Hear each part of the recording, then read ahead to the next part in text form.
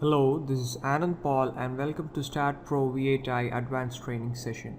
In the Advanced Training Session, we'll deal with advanced analysis topics of seismic analysis using UBC and IBC codes, calculating mode shapes, frequencies and participation factors, the response spectrum analysis, the time history analysis of a structure, the P delta analysis and buckling load analysis of structures.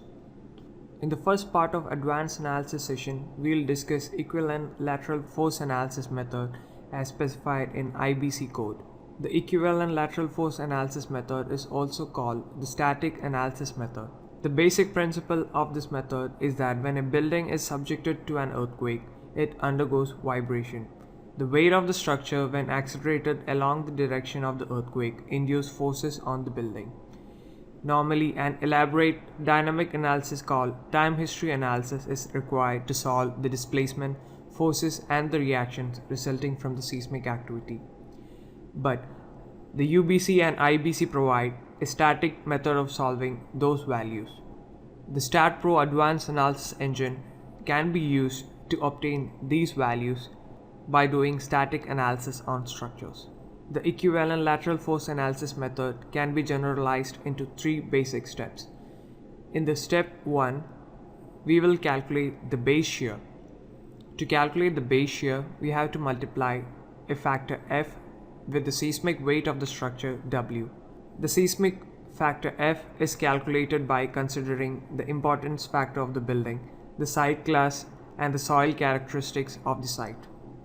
Whereas the W is the total vertical weight derived from the dead weight of the building and by adding a factor of imposed weights on the building.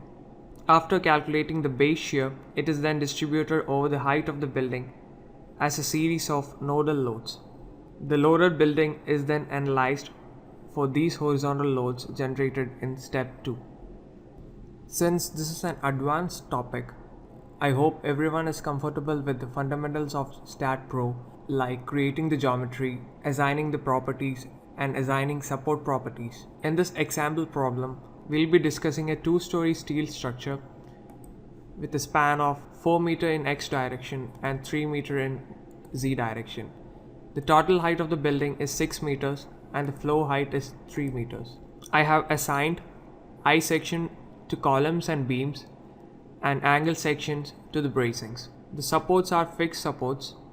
The analysis step can be divided into 3 basic parts: the definition, the assignment, and the printing of results.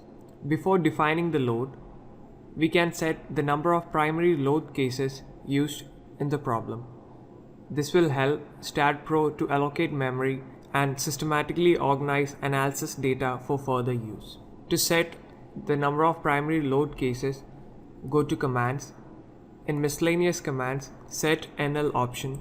We'll be using 5 primary load cases, so type in 5 and press enter. If your structure is having any tension members, you can specify the tension characteristics in the specification menu. In the current structure, the bracings are tension only members. To define them as tension members, click on the specification tab. In beam menu, select the tension command and click add. Now select the tension members, click assign to assign the members as tension only members. To get accurate results, it is necessary to define the floors as rigid diaphragms. To define a floor as a rigid diaphragm, Staad provides a command called slave command, which can be found in the commands menu. In master and slave specification, click add to add a slave command. We'll be using a ZX type slave command using node 2 as the master node or the reference node.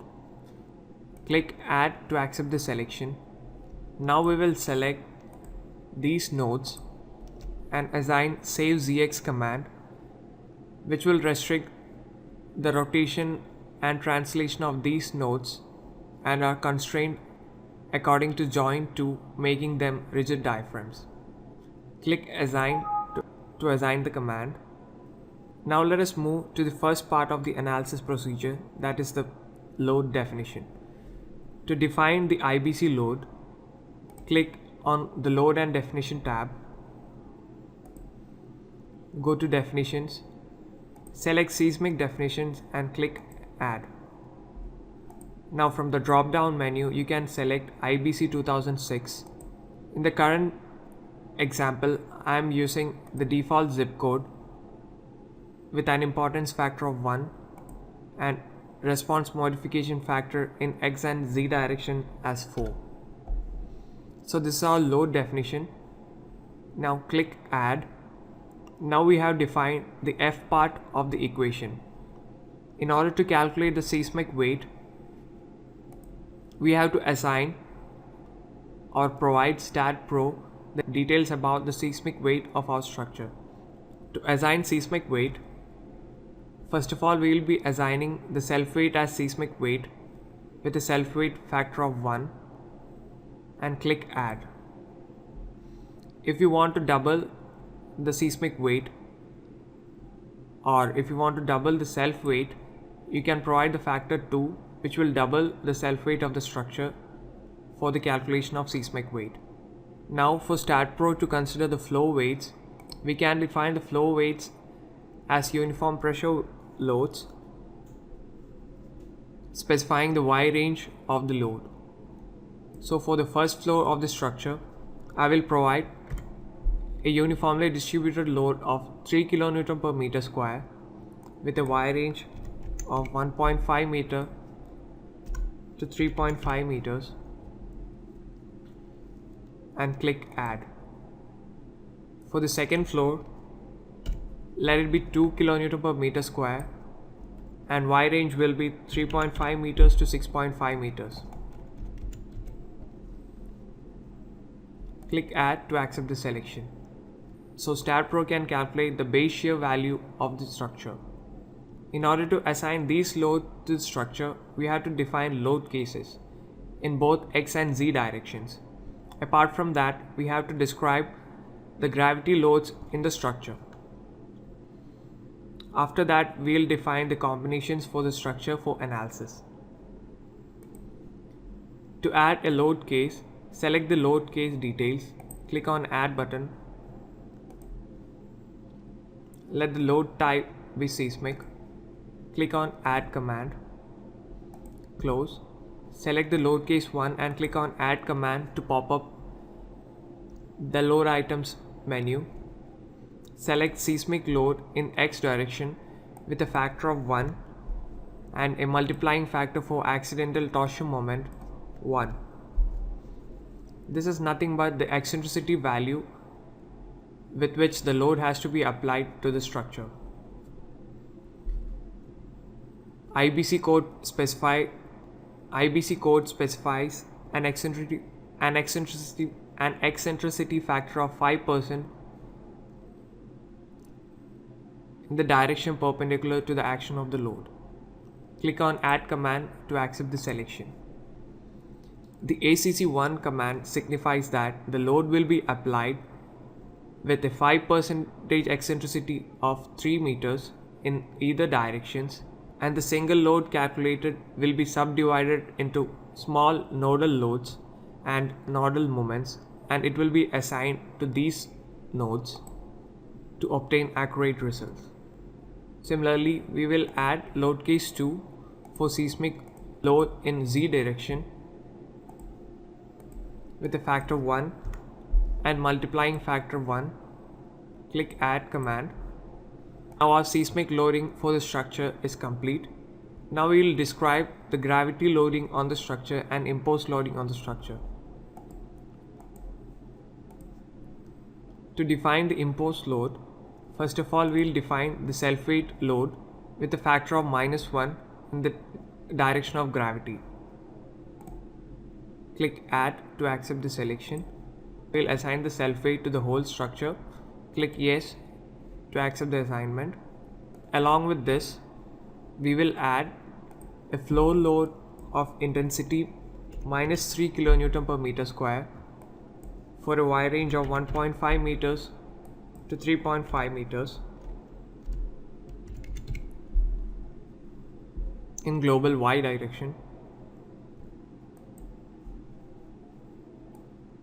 and a load of intensity -2 kN per meter square for second floor with a range of 3.5 meters to 6.5 meters. In order to obtain the combination of these cases and to ascertain the action of these loads simultaneously, we have to define a combination load. Let it be load case 4, and this can be defined by using the repeat load command. So the first repeat command will be load case 1 with a factor of 1 and load case 3 with a factor of 1, and the load case 5 will be a repeating load with load case 2 with a factor of 1 and load case 3 with a factor of 1. Now the load assignment commands are complete. In order to obtain results from the analysis, we have to define and assign perform analysis command. To do this, click on the analysis tab. We have to perform analysis for each and every cases of loading. First of all, we will click on the load case 2 and click on the define command option. Select perform analysis and print load data option. Click on after current option and click add to add the command. After performing the analysis, we have to specify change command option. What change command option will do is that it will reset the stiffness metrics during the calculations. Since we have defined some members as tension only members, if any member is found to be compressive during the analysis, they will be neglected from the stiffness metrics. So in order to consider all the members in the next load case, we have to specify the change command to reset the stiffness metrics. We'll define these two commands.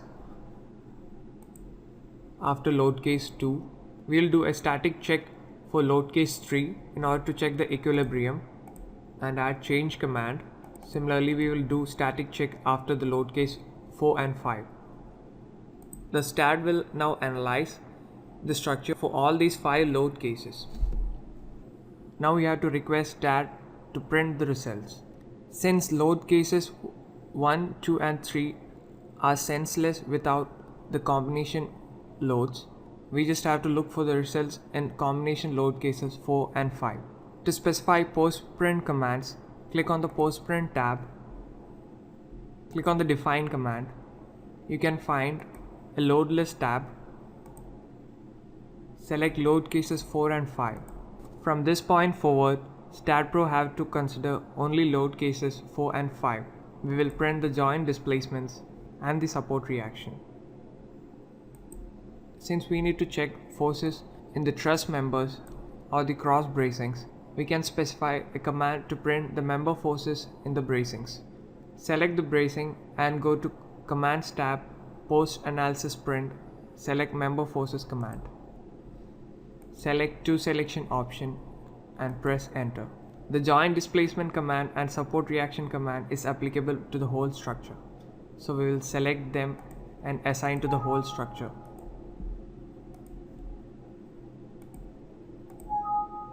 Now our structure is ready to be analyzed.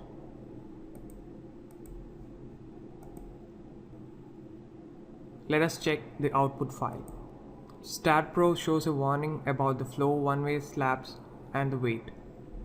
This is because we have assigned the flow load distribution as one-way load distribution. Since our structure is having a rectangular flow, the one-way flow load distribution won't affect the correctness of the analysis. So this warning is more like a reminder for us to check or verify if our flow loads are correctly assigned to the structure. If you click the results tab, you can check the results of joint displacement, support reaction list and member forces list. Thus we have completed static seismic analysis on a steel structure. In the next video, I'll explain how to read the results and verify the results obtained from the static analysis. Thank you for watching the video. For more videos and updates, subscribe to our channel Online Civil Digital.